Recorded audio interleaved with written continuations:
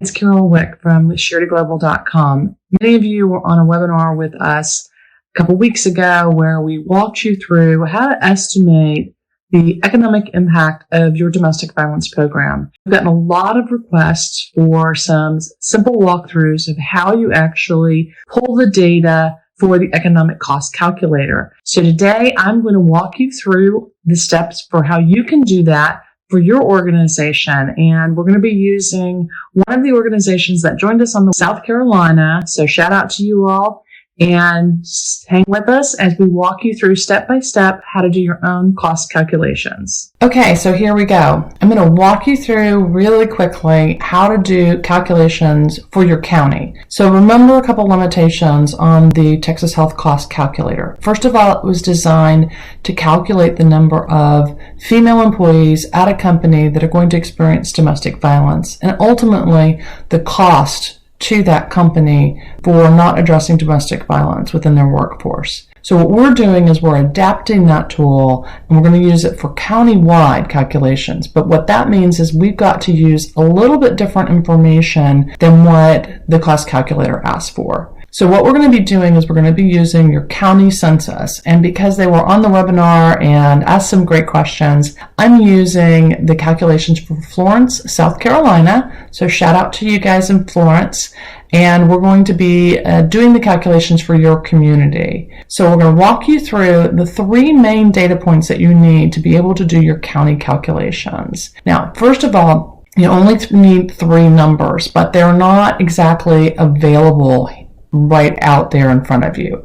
We are going to pull all of this information from the U.S. Census Bureau, but we need to have three numbers: the number of adults, the percentage of those adults that are women, and the hourly wage for the average. We know that this is not going to be exactly what you would see for every single woman, because not every woman is employed and not every woman makes the average wage, right? So women tend to make less than men. We also know that there are male victims, all of these things. We understand that. So what we're trying to do, though, is give people an understanding of the magnitude of the problem and understand that these are estimates. These are not exact numbers. So it's really important when you use this information that you clarify that that's what you're doing, is you're using estimates. So here we go. So first of all, I told you the three numbers. They're right here highlighted in yellow. We're going to walk you through how you get that information. But first, let me walk you over to the Census Bureau right here.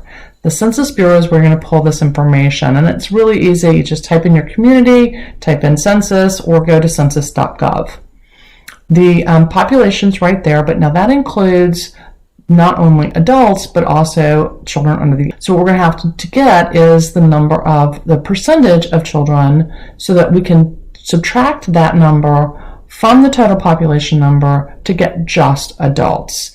If you scroll down, you're going to see where we're going to be able to find the average median income here. And that's the other data point that we're also going to be needing, is the average, the per capita income, which is what the average person makes, not the household income. So then we're going to go back to our calculations with those numbers. We're going to take that total county population, the percent under 18, and the percent of women. And to find the number of people who are under 18, we're going to multiply that percentage by the total population. We come up with 25,000, subtract that from the total population, and now we have just adults.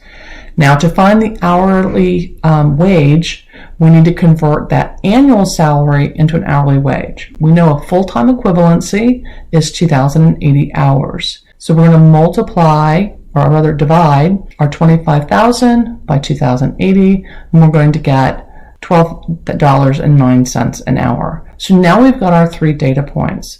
We're going to move over to the Texas Cost Calculator, and I've already inputted the data for you.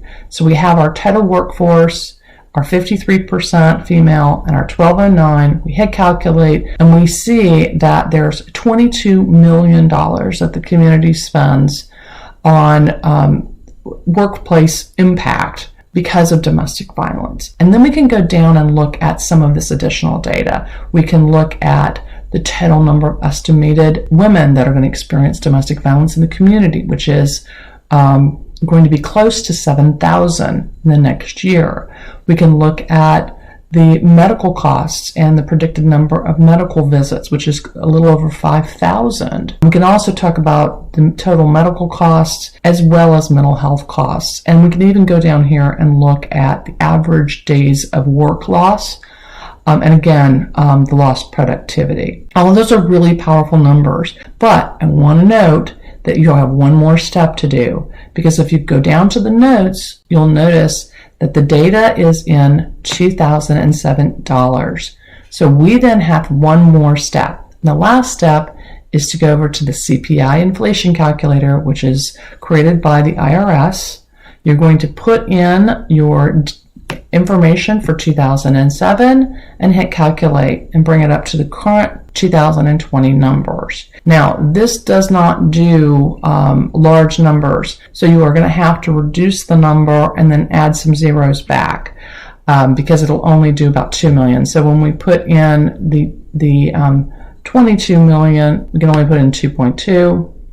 Comes back with 2.7. So we know we're at almost $28 million in economic impact. So there you've got your 3 steps. You've got your Census Bureau, your cost calculator, and then bringing everything up to 2020 data, which will give you your numbers for your community.